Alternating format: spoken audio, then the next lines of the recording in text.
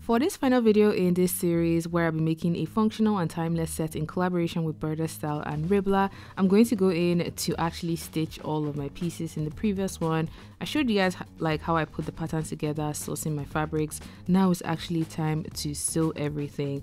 The app tells you all of the steps you actually need to do in terms of assembly. If you don't know where to start from, it tells you what to put together first, how to connect things, and this is what my wrap top is looking like. I'm going to go ahead and finish up the pants as well as make the belt, because the pants actually comes with this really cool waist belt design. I've never made a belt like this, so I'm just excited for this part. Using the gold stitch definitely made a beautiful contrast for this design. Now let's reveal the final outcome.